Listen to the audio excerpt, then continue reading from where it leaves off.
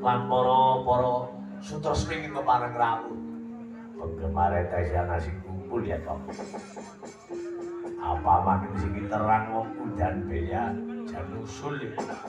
Apa-apa wis kadung balung sumsum kok Kang. Nek dodalange dhewe sing padha nguri-nguri kabudayan juru sapa meneh Kang. Angge bangsa negara manca wae seneng nek awake dhewe ra seneng iki ya kaya-kaya isi kurang trep karo kahanan. Monggo ing purwa manjolan kusana sedaya sampun rawuh dipun paringana kaberkahan. Desa Bunton kene tata titilan tentrem gemari palojinawi bal dantung to ibadun waro bunggongkur. Amin Allahumma amin. Iya. Ayo serius temen. Temenan kok. Kaya wong nyekel wayang tumben. Ya saiki mumpung ana waranggana lulusan isi Surakarta. Sing Deska kula nyuwun panjenengan nglipur dhateng para sesepuh langkung rumiyin sesampunipun para sepuh mangke para kadang-kadang dipun kunjul lega. Ngono ya, Bro. Larase pelok barang.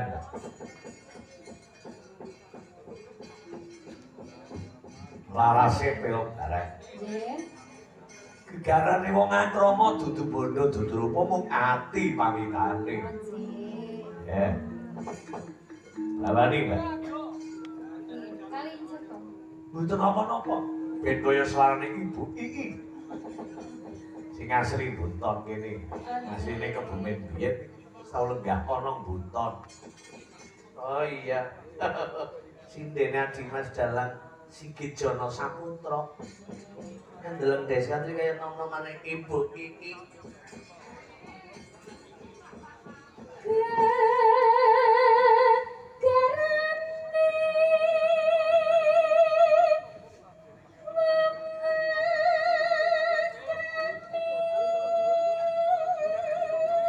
Mugi kanggo kanca dhateng pepundhen kula nggih, guru kula senior kula Bobo Dalang ki Ratim Siswa Carita.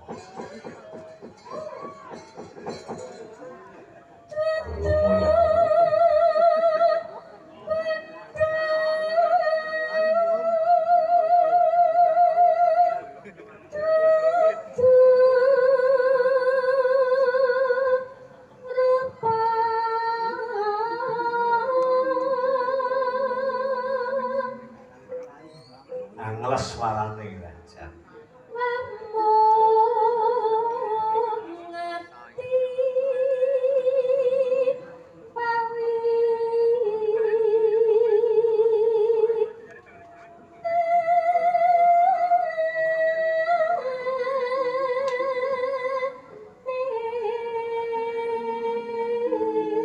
Kaya Mas Boeing mesti seneng lagu-lagu sing kaya ngene Kang Bawon.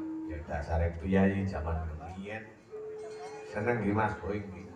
Teng talingan kepenak dipun widhangetaken nggih.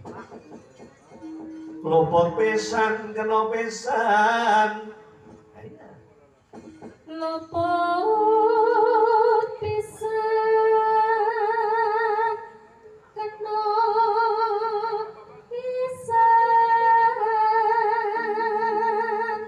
Yen kapan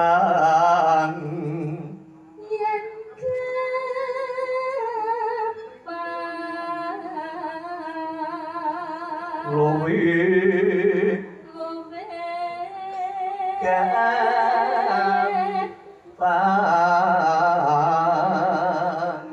ya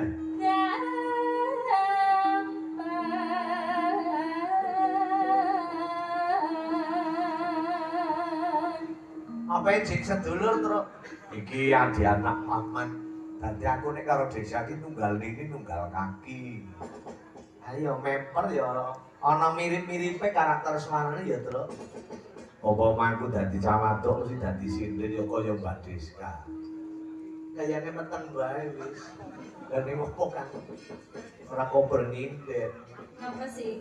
nganggo salon hooper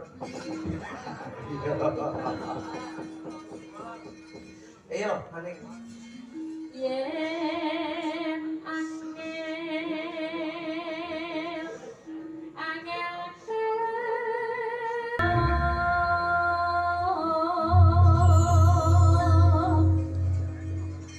ingkang nglanturi jumeneng Mbak Wiwin ya sing ngagidanti kekitu